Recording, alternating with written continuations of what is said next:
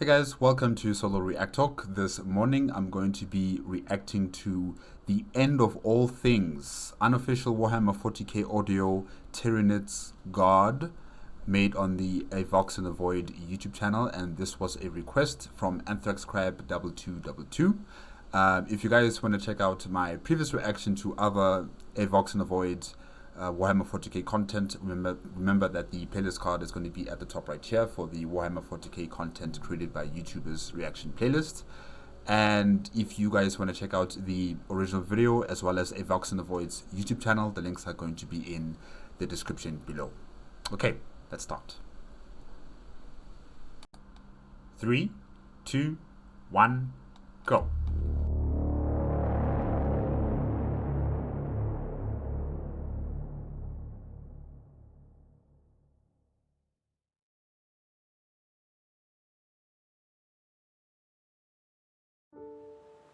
He looks out across a polluted orange sky, stained by the cancerous, pulsing growths of the capillary towers. His eye line lowers, staring across what was once the ocean. If he strains his eyes, he can see the seabed writhing. The ocean eats itself, and So, the Tyranids have already begun the process of consuming all the biomass on the planet. Okay. Oh. soon it will writhe no longer. He wears the combat fatigues of the Zanak 10th and the wounds of a dozen battles. Alien acid has made a blister of his face, an outstretched handprint of unmarked skin stamped across his right eye. The hand that made that print is gone, melted into sludge. He does not know why he is still alive. There is a las pistol in his remaining hand. If the sea was still there, he would have used it on himself. The ugliness has shocked him out of suicide. So wait, there is no spaceport that you can get to and find some sort of ship or a shuttle of some sort and leave the planet? But even if you leave the planet, there's nowhere to go. There's Tyranids in space probably. And you don't have anyone that can navigate you into the warp if the ship has a warp drive. Oh. I guess there's nothing you can do. Okay. If he put the gun to his temple and pulled the trigger, his body would not disappear into churning grey waves. Instead it would splatter, one last depressing punchline, and be devoured by those things that have replaced the dirt. He turns back to his motorcycle. He has spent most of its promethium reaching the sea, and now he knows it was nothing but wasted fuel and time. But he drove through a small town where there were still people. Maybe the remaining promethium will get him back there. The bike gutters to death half a mile away. He feels a lump in his throat and doesn't understand why he pats the handlebars one last time. As he turns and walks away, he resists the urge to look back. He won't be able to leave if he looks back.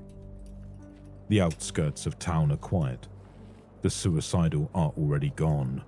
Some hang from lampposts, stomachs swollen and leaking. They leave behind the mad and the spiteful. Man, this is depressing on the most unbelievable scale. You know, you're on this planet, it is slowly being consumed by the Tyranids, and your time is coming too. I mean, there's no escape. You can even go to the highest mountains on the planet, the Tyranids will be there to eat you. You can go to the deepest parts of the planet, the Tyranids will be there to eat you. And really, like, you just see the landscape just being consumed around you. All life. And then you reach this town and you think you can find people who are, I don't know, making like their last stand. That's what I would expect. But no. People are killing themselves. You're just seeing bloated, decaying bodies waiting to be eaten by the Tyranids. And you know, they don't complain about the body or the food being rotten. No. They will eat everything. They'll eat everything. An ashen breeze carries the stench of a decomposing atmosphere of chemicals and digestive fluid. In the distance, he can hear the thump of music, pulsing through the dying earth. It is as good a direction as any. He feels lightheaded. The ruin of his right arm oozes vitae and pus. He is dying. His blood races against the apocalypse, but for now he is alive. He hears the screaming of a child. He follows that awful sound to a side street, a street that stinks of refuse and rot gut and sick. He finds the girl there, in the grip of a man with greying hair and a lolling tongue. "Hey ho, mate," the man says. His words are slurred, his eyes are unfocused. "Wanna share?" Share. I want you to die. Shoot him. "Wait! No! No, wait!" The whip crack of the las pistol pitches him to the floor. The shot has pierced his chest and collapsed his lung. The Tyranids can have him. He gasps as it fills with sludging fluid, struggling for a breath that comes only in ragged, racking coughs. The soldier puts away his pistol, crouches down and offers the little girl his hand. Timidly, she reaches out and takes it. They leave the dying man where he lies. She reminds him of his daughter. Her shoulder-length hair is chestnut brown, and her dark eyes are wide and scared, like two sinkholes sucking all the horror into her soul. Her arms are covered in scratches and scrapes. They walk towards the sound of music, two lonely figures in empty streets. They ignore the graffiti and the blood and all those memory stains of madness that occupy the recent past. All those false theories and wild accusations, all those false revelations and pointless barters. They ignore the shadow of a woman hanging from the lamppost, her cheeks puffy from grief and death. The music leads them to a church. It is an incongruous match, Gothic archways standing stiffly beside reverb bass and up-tempo beats. Where are the ecclesiarchy officials of the church? Did they leave the planet already or what? Would they allow something like this to happen at the church if they're still here? But you know what?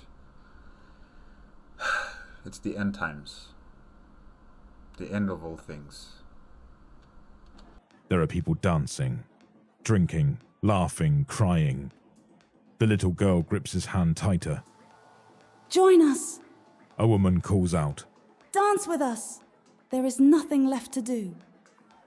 Why not? He looks to the girl.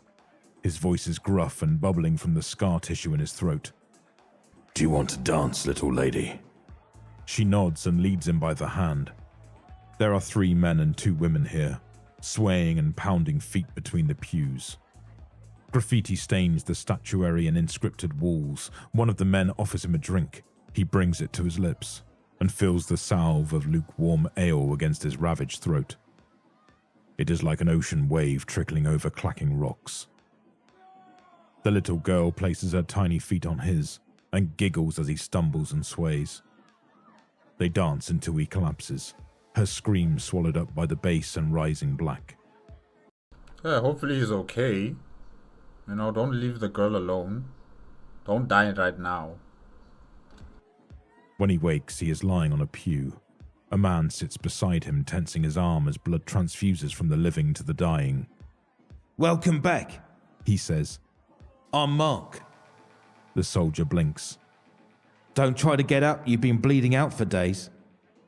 "Am I going to die?" Mark smiles. "We all are." True. The girl. "She's safe. She's trying ale for the first and last time." "She's just a child."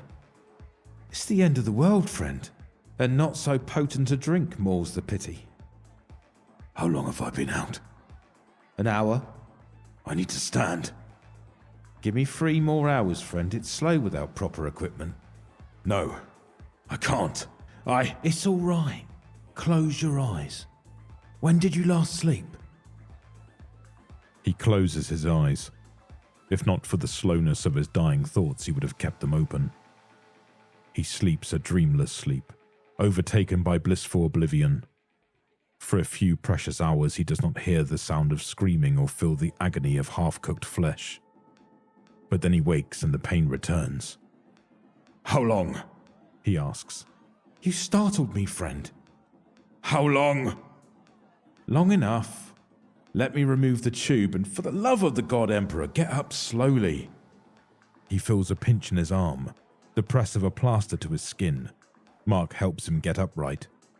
So, is Mark like a doctor, or is he a nurse? His head spinning with bloodless stupor.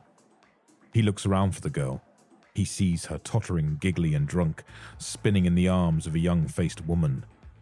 She's fine, friend. As fine as she can be. He nods. Can we stay with you? He asks. Until the end. Of course. I need some air. Don't go far, friend. He makes his way from the church doors, breathing in the cold air of the encroaching dusk. As the sun sets, it is partly occluded by the black cloud swarms. Its light sickened to a rusted green as it diffuses through poison spores. Across the courtyard are steps, leading to the parapets of an ancient wall.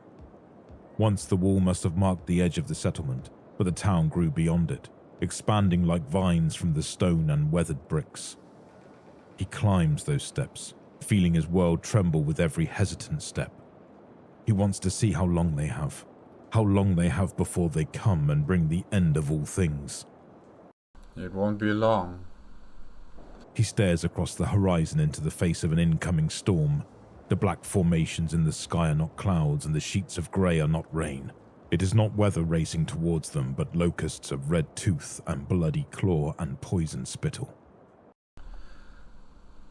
You know, if I was in this position,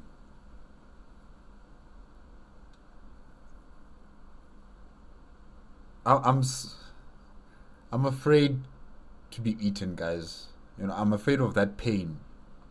I think I can take a shot in the chest and, you know, I die like that, or a shot in the head and I'll die. But to be eaten, I'm scared. I am scared. I don't know about you guys. Maybe you guys are brave. You know, you will fight until the bitter end, and you know, just keep fighting until you're eaten. But I am scared of being eaten. I don't want to do this alone. I don't want to do this alone. Oh,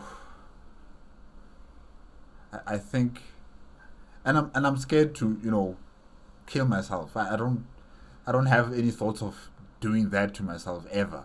You know, even in this type of situation, I don't think I'll have that urge to kill myself.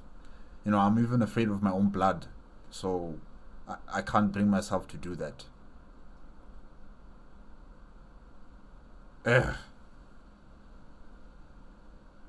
Man, this is tough. It's a tough situation. Hopeless situation.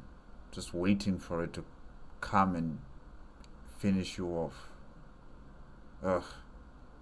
By his estimation, they have 5 hours.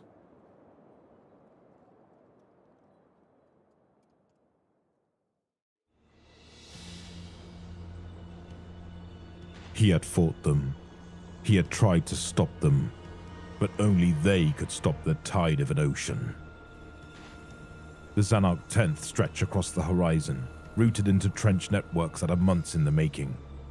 Tens of thousands of able-bodied men and women clutch at their lasguns, their numbers bolstered by the Planetary Defense Force and almost 1 million volunteers. 1 million. And still it wasn't enough.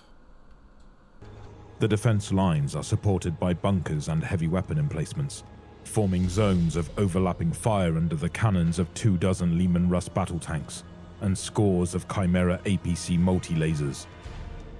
200 meters back, the Earthshaker cannons of basilisks glint dully in the morning sun. Here is a force that can bring entire worlds to heel. Guys, we need to pray. We need to pray. Hold on. I've been reading the Imperial Guard or infantry Uplifting Primer. Yes, I've been reading that for some time now, under a suggestion from Anthrax Crab 2222. Wait, let me see if I can get it. What page was it again?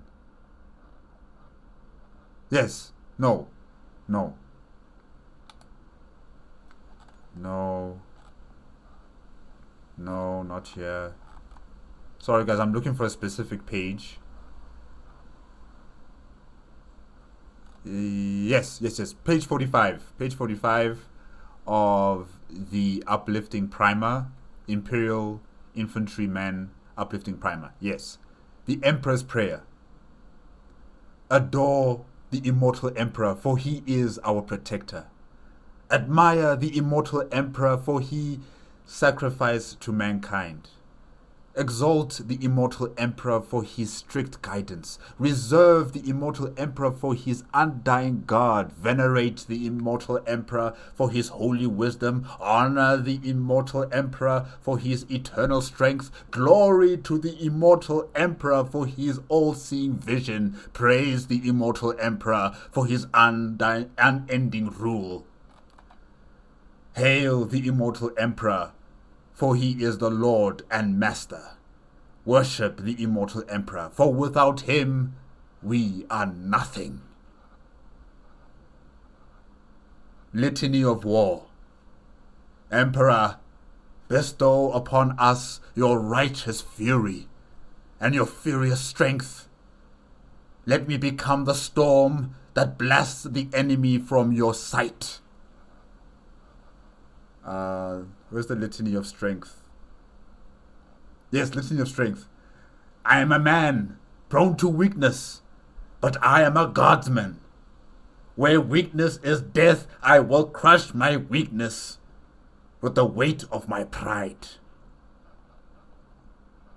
Litany to duty. Give me the strength to carry my duties through and smite those who seek thwart me. Ritual for strength. I feel my bones the strength. I feel my muscles the strength. I feel my soul the strength. I feel the Emperor who grants me grace, and by his will, strength. Yeah, I think that's all that can be said right now. That's all that can be said. Guys, you gotta read the Uplifting Primer. It is so good. It is so good. Really, I love the litanies. I love the prayer to the Emperor. It's so good. And yeah, I'm still reading like the rules and the regulations, for an Imperial Guardsman. So yeah, it's good. Uplifting Primer. What is it? Uplifting Primer. Imperial Infantryman. Yeah, Uplifting Primer. You guys gotta get it. You gotta read it. Okay, let's continue. The hammer of the God Emperor, arrayed in all its glory and might. It is not nearly enough. Fighting retreats across the northern hemisphere have bought the defenders time to build this speed bump. The Lord General has decided that this is where the war will be lost, but he speaks of victory to his soldiers. They don't know yet. They don't know that the entire fleet has been devoured, that the astropaths have lost their minds, that the incoming swarm will drown out the light of the sun. The Earthshaker cannons fire and prove true their name. The soldier grimaces beneath his helmet, feeling the palpitations through the dirt. He can see the enemy, but only vaguely, a black smudge that reaches across the ridge and convulses like fitful smoke. By the time he can make out individual loping movements, the Lehman Russ tanks have opened fire, the percussive boom of battle cannons resembling the throaty roar of their namesake. We're going to need Astartes here. We're going to need Titans of the various classes here. And we're going to need more than 1 million men. Maybe 10 million men. Yeah, but I guess this is the end. This is the end. Each shot sends hundreds of Xenos into pieces, separating chitin and claws and talons into bloody chunks of discarded putrid meat. But every crater scarred into the earth fills as if with water. It becomes clear just how many of them there are, and what this battle is. He pisses himself, and finds himself temporarily unable to think. The autocannons open up. Thousands of Xenos have already been killed, their bodies crushed beneath the endless waves of bounding monsters. Las cannon bolts dance towards larger, more terrible creatures still, burning blackened holes in the chitin of impossible things. Gargoyle locusts thicken the sky, each the size of a grown man. The heavy bolters join the battle, blowing apart chitin into red powder. The soldier realizes that the sergeant is shouting at him. Corporal! Firing line! Weapons up! Training kicks in. He passes the order down the line, snapping the squad out of their reverie terrors. I have one speech. I have one speech from the uplifting primer. Let me see if I can get it again. I think it was from Solar Macarius, if I'm not mistaken. Let me see if I can find it. Sorry, guys. The primer is so good. I love it. I love the primer. The uplifting primer. Let me see here. Oh no, okay, it's Ecclesiarch Decius. You consider yourselves soldiers? Having 2 arms and legs, a head and a lasgun does not make you a soldier. Soldiers must prove themselves. You are maggots crawling gross in the Emperor's garden. This is a war, and such wars feed on maggots. Do you want to be orc fodder? Well, let's say Tyranid fodder, yeah. Do you want to be Tyranid fodder? Make no mistake, these creatures eat maggots for breakfast. It is time to prove yourself. It is time to goad destiny and die for a cause. Follow me, maggots, and prove yourselves soldiers, every last one of you.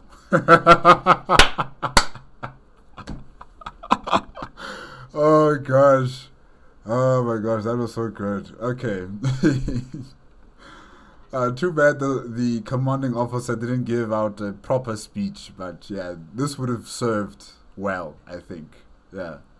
Oh, it wasn't Ecclesiarch Decius, it was Commissar Height? Yeah, Commissar Height. Alright. Okay, let's continue. Sorry guys, I'm going to be doing this more often, connecting the uplifting primer with anything related to Warhammer 40K. I'm going to start doing that. I really love the information I'm reading from that PDF file that I have. Yeah, it's good. Las guns lock into position, aimed at the coming swarm. Fire! Then, just sound and blinking sensations. Las gun whip cracks, alien shrieks, screaming men and bellowing artillery, inhuman roars, murderous percussion, keening cries, snapping bones, metal shearing, muscles tearing. Terror and bravery mixing into one churning brown paint of cacophonous emotion. Death on a scale not meant for human comprehension, in so short a time as to drive mortal minds insane. A microcosm of an uncaring, devouring galaxy that knows only war. And soon, I'm sure the Chaos God Khorne must be salivating over such conflict. I don't know if he can get the psychic energy that's emanating from this type of conflict on this planet, between the Imperium of Man forces and the Tyranids, because the Tyranids create that shadow in the warp. So I'm not sure, but if he could, drink up all of that energy that's been produced there, I think you'd be so ecstatic, so happy. The bloodletting, the killing, the destruction that's just occurring here. Yeah.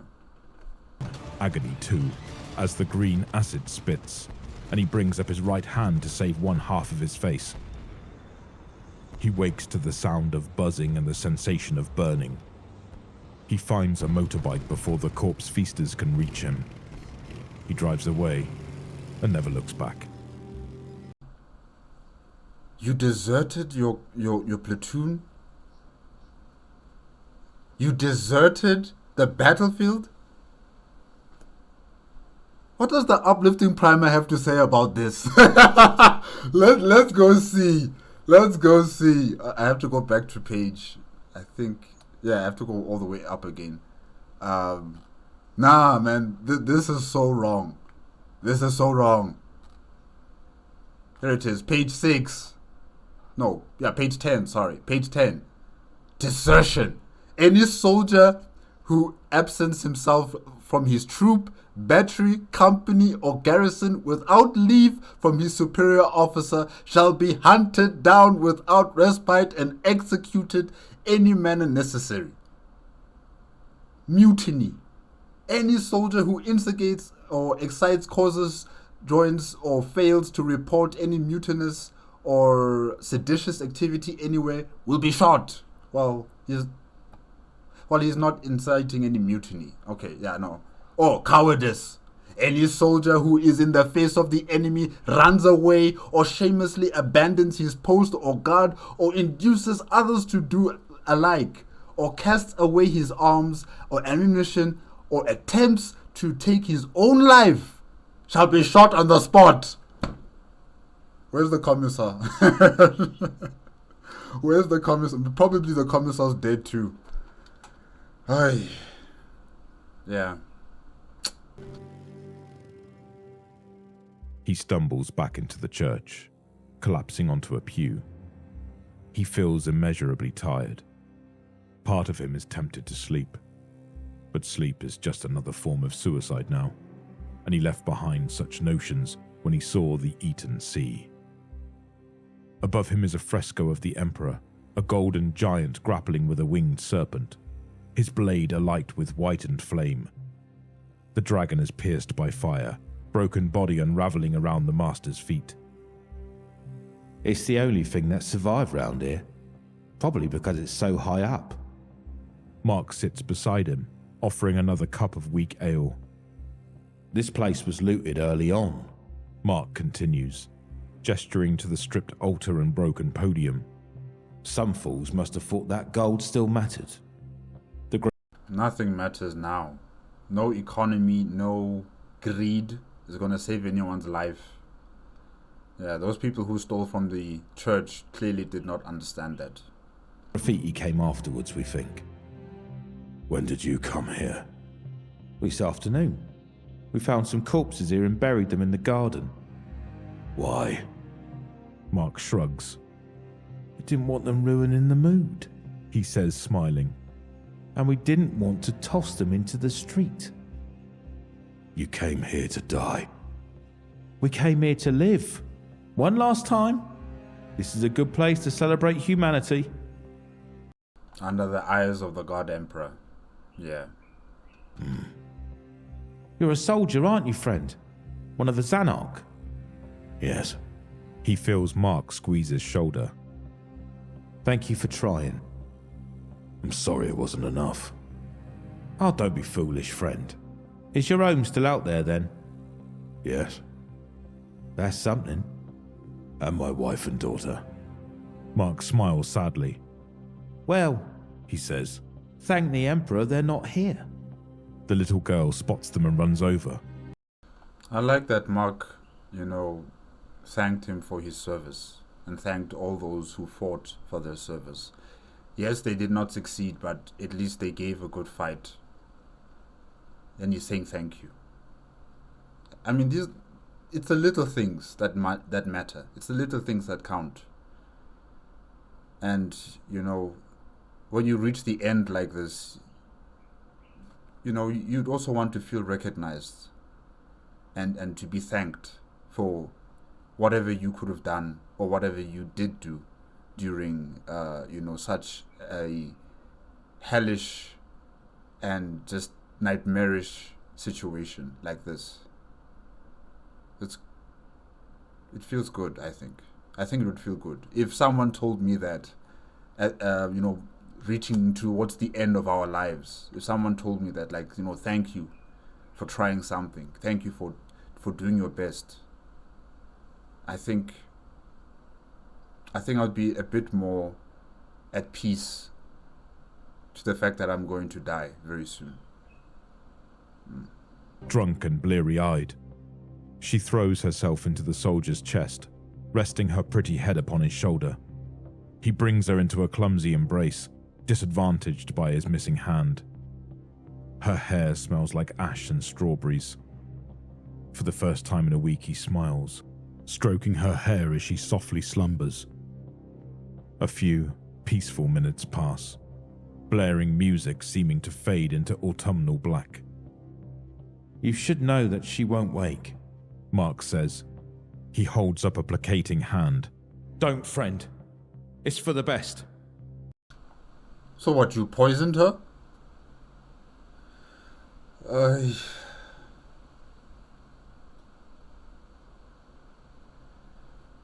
You know, like I said before, I'm afraid to be eaten alive.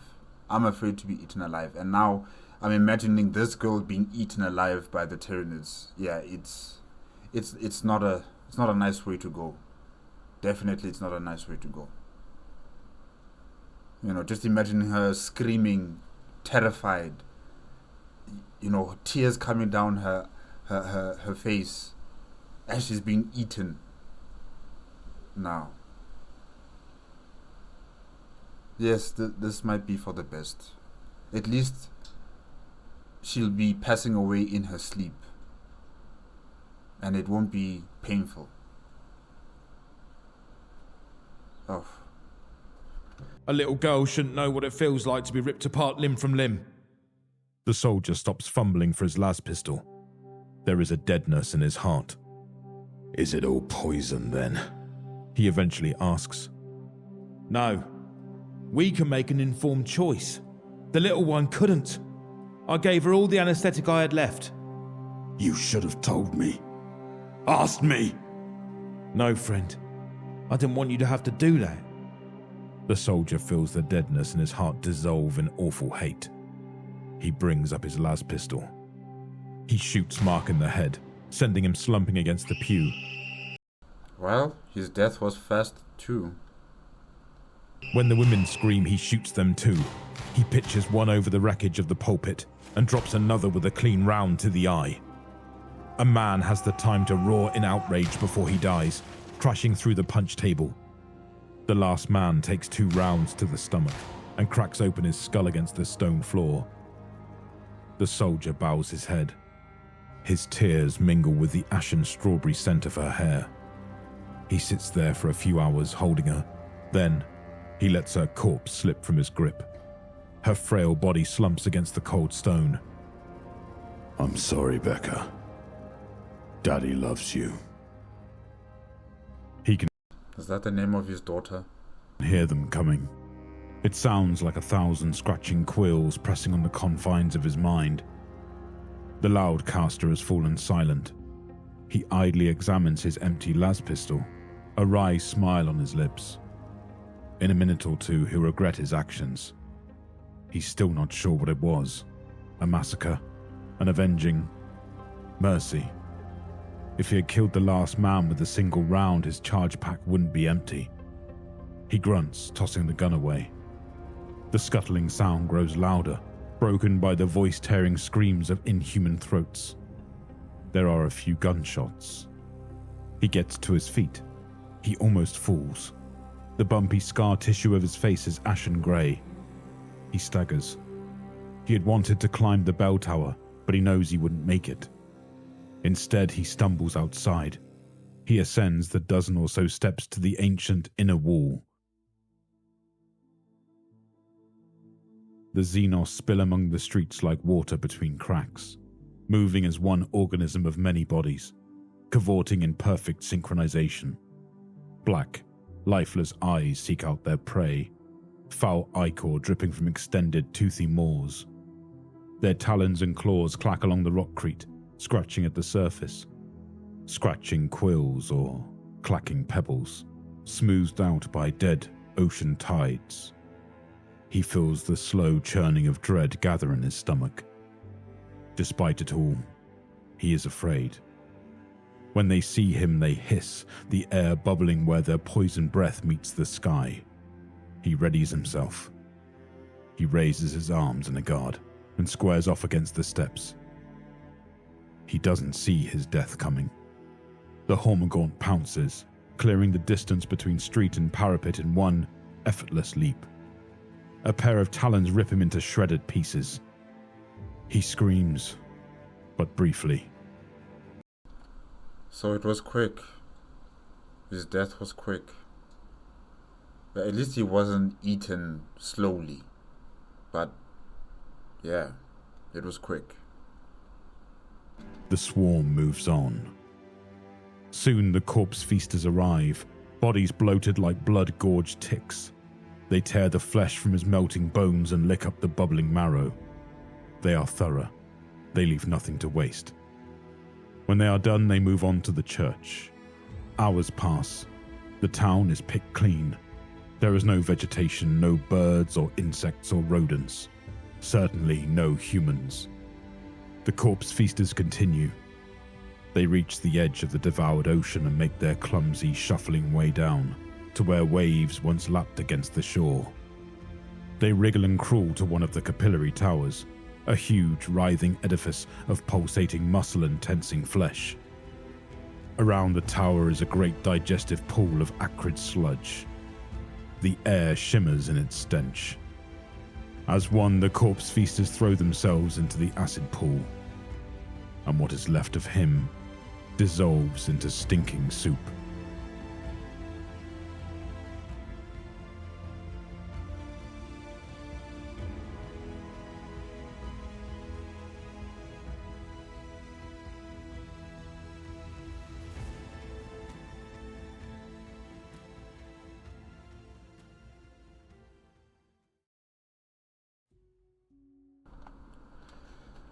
Oh, wow.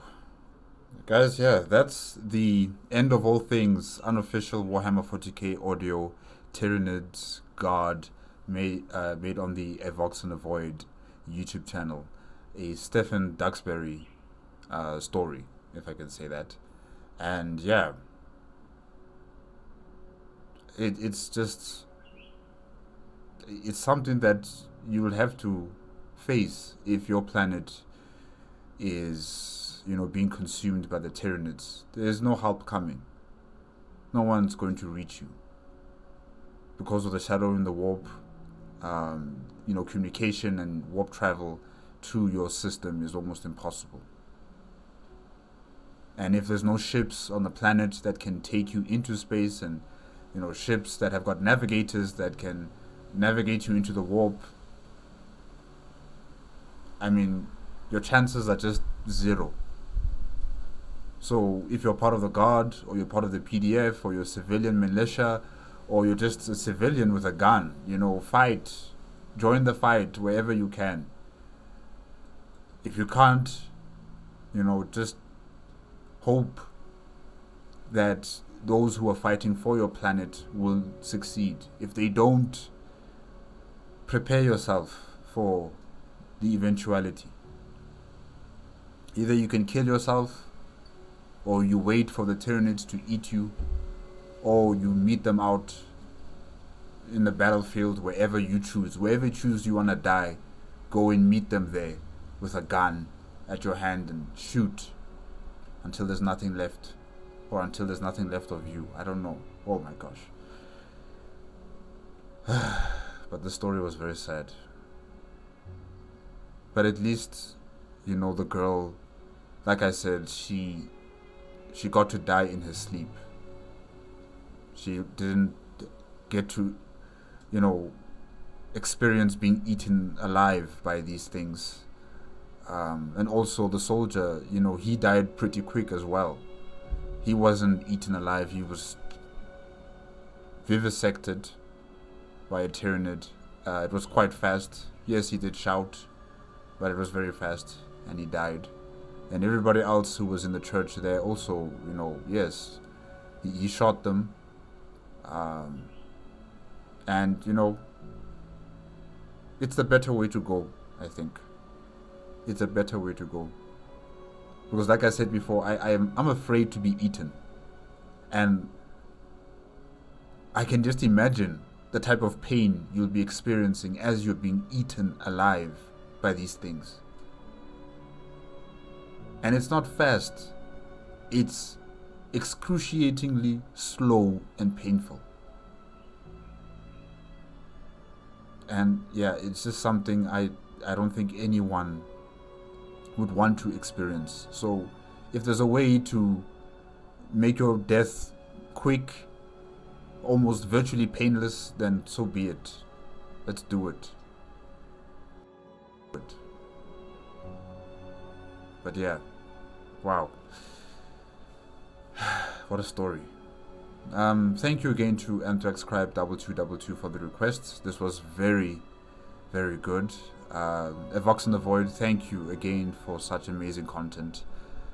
Stephen Duxbury, my gosh. I don't know how you do this. I don't know how you do these types of stories, but my gosh.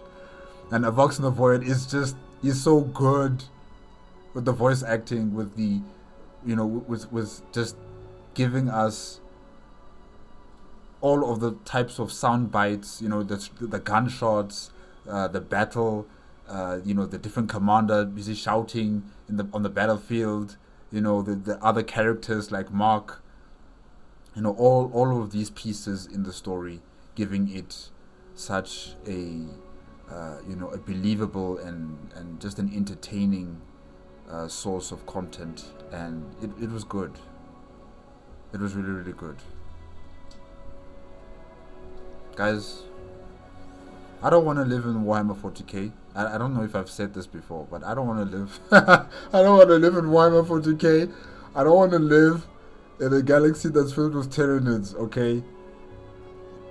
I will continue to always say this, that they are the greatest threat to human existence. It's not the warp. It's not the Chaos Gods. I think the Chaos Gods are a close second. But the first problem, the first most dangerous issue to the galaxy are definitely the Tyranids. Definitely they have to be the Tyranids. Hi. Oh, alright. That's it. Remember, if you want to check out the original video as well as A Vox in the Void's YouTube channel, the links are going to be in the description below. If you like my reaction, please give me a like, comment, and subscribe to my channel. Click on the notification bell if you want to be up to date with my latest videos, and I'll see you guys in the next video requested by AnthraxCrybe2222. Let me just check it here. It is called, let's see, The Passion Part 2. Blessed are the martyrs. Warhammer 40K audio, the word bearers, made on the A Vox in the Void YouTube channel. That will be next. Yes. Alright.